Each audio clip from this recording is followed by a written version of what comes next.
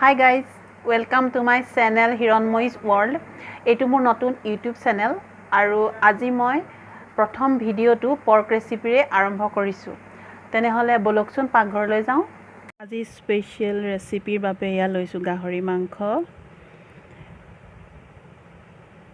এয়া হ'ল আদা, নহৰু, পিঁয়াজ, মানধনিয়া আৰু জলকীয়া। এয়া বিলাহী আৰু আলু। আলুটো অপশ্যনেল, আপোনালোকে ইচ্ছা কৰিলে দিব পাৰে, নহ'লে ইয়াক এভইড কৰিব পাৰে। এয়া মই কেৰাহীখন জুইত পাতি লৈছোঁ আৰু কেৰাহী গৰম হ'ল, সেইকাৰণে মই অলপমান মিঠাতেল দিছোঁ। গাহৰি মাংস যিহেতু বেছিকৈ মিঠাতেল নিদিওঁ। তেল গৰম হৈছে।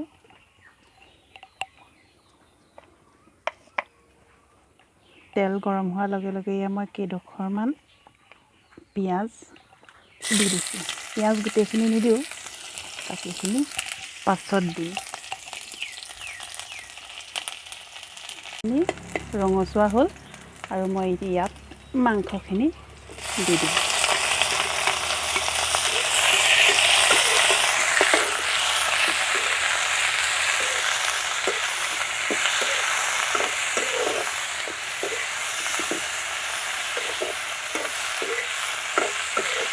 আজি যিহেতু ঠাণ্ডা বতৰ, সেইকাৰণে মই জুইতে বনাইছোঁ। আৰু লকডাউন হোৱাৰ পৰা যোৱা বছৰৰ পৰা মই এই বাহিৰত চৌকা পাতি জুইতে বনাইছোঁ। কোনো কেনিও যাব লগা নহয় যে। এনে স্কুল থাকিলে ল'ৰা ছোৱালীৰ কাৰণে ৰাতিপুৱা খৰখেদা হয়, তেতিয়া গেছত বনাইছিলোঁ। আৰু এতিয়া মই জুইতে বনাওঁ সদায়। জুইত বনোৱা এটা বেলেগ আমেজ আছে, সেইটো কাৰণে মই লৰাই দিছোঁ। এতিয়া মই ইয়াত হালধি অলপমান দিম।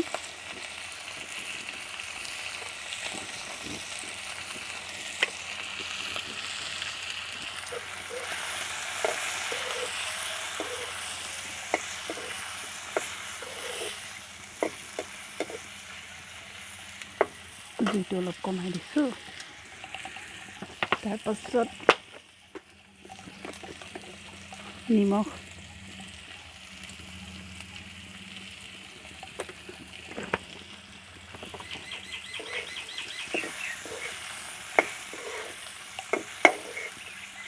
অকণমান ভাজি দিওঁ।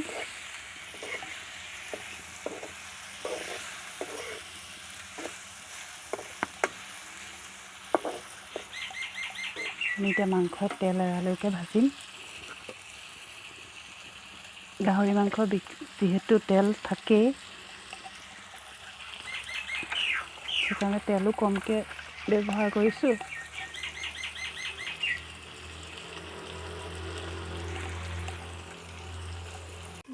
এয়া ঢাকনখন আঁতৰাই দিলোঁ। 5 মিনিট সময় মই ঢাকনখন দি ৰাখিছিলোঁ।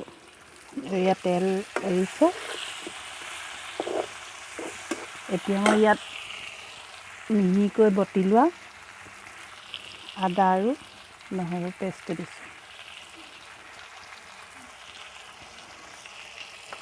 তাৰপাছত জলকীয়াকেইটা গোটাকৈ দি দিছোঁ।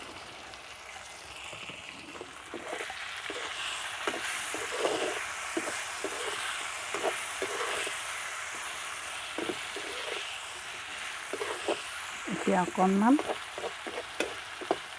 লৰালোঁ আৰু আকৌ অকণমান সময় ঢাকি দিছোঁ। আৰু এয়া এতিয়া আমি ইয়াত বিলাহী আৰু আলু দি দিম। বিলাহী দি অলপমান লৰাই দিছোঁ।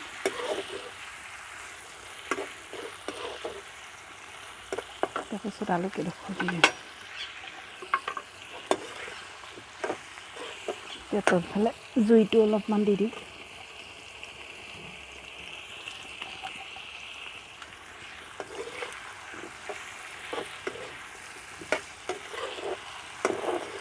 কেইমিনিটমান লৰাই এতিয়া পুনৰ অকণমান সময় ঢাকনখন ইয়াক সিজিব দিম।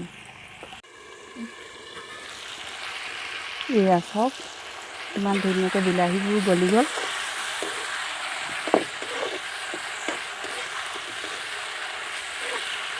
থৈ দিয়া বাকি থকা পিঁয়াজখিনি দি দিছোঁ। দি অলপ লৰাই দিছোঁ। অলপমান পানী দি সিজিবলৈ দিম। এয়া ঢাকনখন দাঙি চালোঁ, এয়া চাওক আমাৰ পানীও শুকাই গৈছে, ধুনীয়া হৈছে। আৰু আমি তাত এয়া অকণমান খৰিচা দি দিম। খৰিচাটো আপোনালোকে ইচ্ছা কৰিলে দিব পাৰে আৰু নিদিলেও কোনো কথা নাই।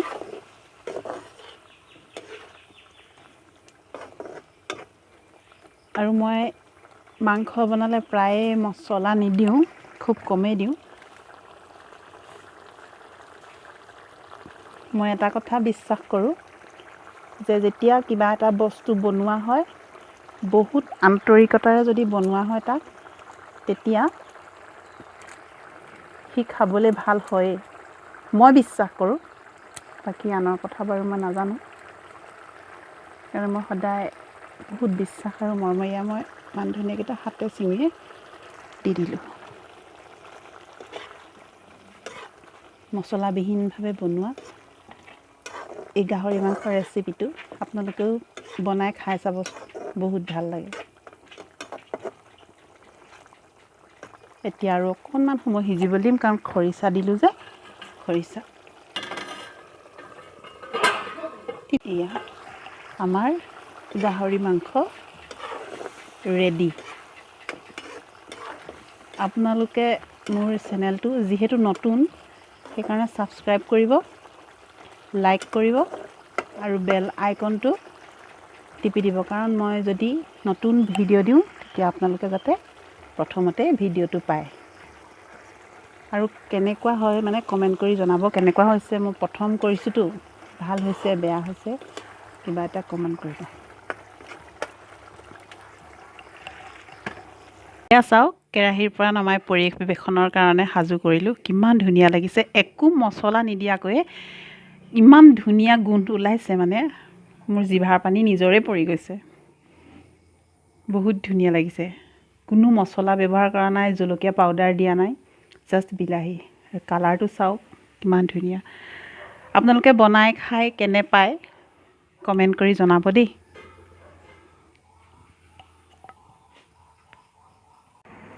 চ' ফ্ৰেণ্ডছ, মোৰ ভিডিঅ'টো চাই কেনেকুৱা পালে কমেণ্ট বক্সত জনাব। আৰু মোৰ ভিডিঅ'টো লাইক, কমেণ্ট আৰু শ্বেয়াৰ কৰিব। আৰু ছাবস্ক্ৰাইব কৰিবলৈ নাপাহৰিব। আৰু ওচৰত থকা বেল আইকনটো প্ৰেছ কৰি দিব। ধন্যবাদ। তেনেহ'লে পিছৰটো ভিডিঅ'ত লগ পোৱাৰ আশাৰে।